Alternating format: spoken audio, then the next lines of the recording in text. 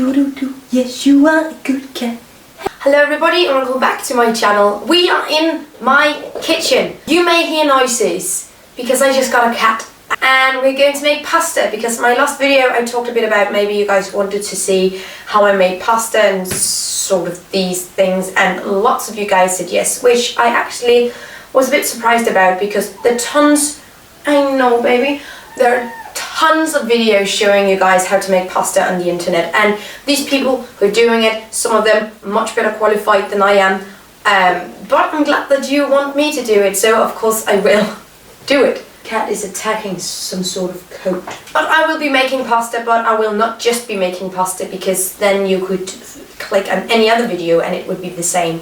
I will be making pasta and answering your questions from Instagram, and that is what is going to happen. So let's do this. Lots of people are asking about my fiance and when we're getting married, and we are getting married next August the 5th I believe, and it's going to be a zero-waste wedding. The first thing you're going to do is get some flour, and I know that a lot of you guys asked me in my video last time where I got my flour because they couldn't find it in bulk anywhere, and guess what, neither can I. Therefore I go for flour that is not packaged too fancy, that not this shiny finish, because it's such shiny finish on some sort of packaging that's plastic, guess what, and you can't reuse that or you can't recycle that. So I'm just going for the completely plain simple paper packaging, and guess what, this is also organic, so that is amazing. I'm just going to be making one serving of pasta, so just for me, and yeah, I'm not really big on numbers and measurements, and so I'm just... Another question is, I've been trying to sprout an avocado for ages. How long does it usually take? Basically a hell of a long time. I think I was sprouted within 3-4 months, something like that. I'm also using eggs. I know you can also make a vegan kind, which I think I will also be doing with water. I really like eggs. I've always really liked eggs, and it also works quite in my vegetarian dishes. So that is what I'm going to do. These ones are also organic and free range, so that will be fine. And I usually use 1 egg per person. I can now see that I have added too much flour, so now I will just be making a 2-person dish, which is completely fine because my fiance will be home. What kind of zero-waste tools do you always carry with you? What I usually carry with me is some sort of spork or knife or fork, cutlery device, so that I never have to use plastic cutlery or plastic spoons or something like that. I always carry this around because it fits right in my wallet. This cat is amazing. I always carry this around with me, and usually when I go to an event or a party, something like that, I also carry a mason jar because it's so practical instead of using glasses of the sauce. So that is what I'm doing, and now I am mixing eggs and flour together until it becomes a unity. This cat is insane, I tell you. Another question, let's see. If you live a sustainable life, what is your opinion about traveling by plane?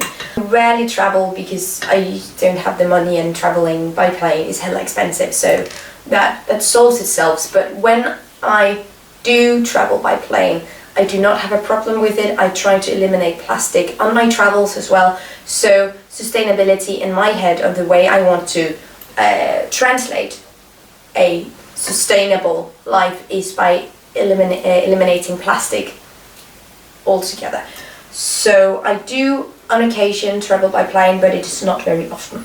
Have you ever considered writing a zero-waste book? I think about that a lot actually, because I would really like to write some sort of literature. Really into poetry as well, which sounds very teenagey, but I really like it. And yeah, I definitely thought about contacting publishers and stuff like that, because we do not have a Danish version of the zero waste book, and I know that there are books in German and in English and whatever, and it's amazing, but I would really love to contribute to that whole idea. Time to take the rings off. Yeah. Was your fiance zero waste before you guys met? No, he was not. And also, do you ever get any criticism from your friends and family? If so, how do you handle it? I get very little criticism from my friends and family. Usually they just think it's awesome and try to make things easier for me by not having plastic plates or cutlery and stuff like that. Or generally they're just really, really nice about it and really interested and want to hear how I do this and how I do that. So yeah, and lots of my friends follow my videos as well because they think it's interesting. And maybe you're wondering what I'm doing now, or maybe it's quite obvious, but I am putting the dough together. And it's still very, very dry at this point. You can add extra water or an extra egg if it's really extreme, but that should not be necessary. Yeah, this may take some time until you get to the right consistency, but when you do, it's amazing. Let's see, what do we have here? How do you handle criticism on YouTube? Oh, how convenient, just making a video. I always like criticism, I always been fond of criticism where there's room for me to improve or learn something. However, I do not like criticism from petty people who just out there to say bad things, to blow up steam or whatever. I also do not like criticism in the form where I am not able to respond. I think that defeats the whole purpose of criticism. Also do not like criticism where the criticism has become subject of self-promotion, so where people are trying to look better by criticizing others. I think that's, well, criticism that I do not feel I benefit from, I ignore completely. Okay, we have a dough now. We have some pieces of dough. Dough looks like this. It's an entity. It's not too sticky. It don't stick to your fingers, and that's what you want. So you should divide the dough into smaller sections, because when you roll it out, it will be massive if you do it in one go. Okay, take a little bit of flour. You don't want it to stick to your hands or the table or whatever. Now roll it out manually. You can roll it out manually altogether and make pasta by hand the old-fashioned way, or you can use a pasta machine, which I have, and my fiance have one as well, and I think this is his. So we have two, but we make a lot of pasta, so that is actually quite handy. But start by rolling it out so you can get it into the machine, or if you do not have a machine and you want to make it anyway, roll it out until the rule is, I think I heard somewhere, that if you put it up to the light and you can see your hand through, then it's okay. You're supposed to attach it to the table, but I'm not going to do that because this is not how I roll. So just like this, and then we look at all years thinner and thinner and thinner, and that's a novel by Stephen King, isn't it? I just can't deal with it. This is what happens when life happens. Okay, so now you have a thinner sheet of pasta. Take some more flour, because you will feel when you need more flour, because it's not supposed to stick to anything. And when you touch it, the more you touch it, the more likely it is to stick to something, because your hands are warm and then you're warming up the dough, and then it's just become messy, messy, messy, messy. So when you're done with the pasta, I'll just show you what I do. But yeah, touch it as little as you can. Okay, now we have, I'll just show you how thin piece of shit this is. That's pretty good. And I can leave the pasta like this and not cut it up and not do anything, and then I'll use it for lasagna sheets. I can also cut it up and use it as linguine, spaghetti. Can I use it? I have a separate device for that, so wait for it. Make my own pasta, I usually make lasagna or some sort of spaghetti related dish, because that's the easiest thing to do without assembling individual pieces of pasta, because that is not how we roll around here. And my cat is just completely heartbroken. I think we have something here. As you can see, la la la la la la la la la la la la la. You're being treated very badly, kitten, I can tell.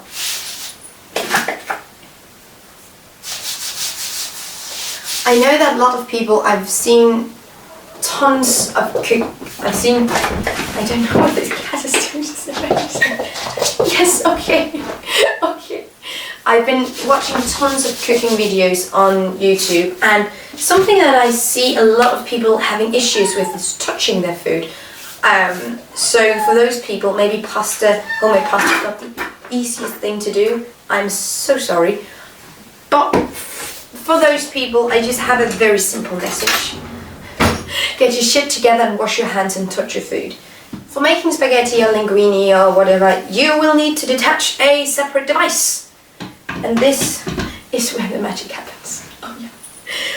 But you can also, of course, if you're not as fancy, if you do not have these fancy tools and whatever, you can just simply cut it. Cut the pasta or, yeah.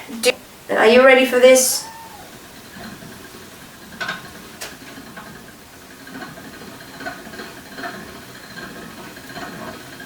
This is my favorite part of all. Now you have pasta. Look at this. So this is what I made with the pasta. You can just see a little bit of it peeking out there. But this is what I'm having, and it is something that I usually make for lunch. Something very simple and with a lot of color and great taste. So yeah, this is the video. I hope that you liked it. I also hope that you would want to see more cooking videos in the future, because I would love to make some.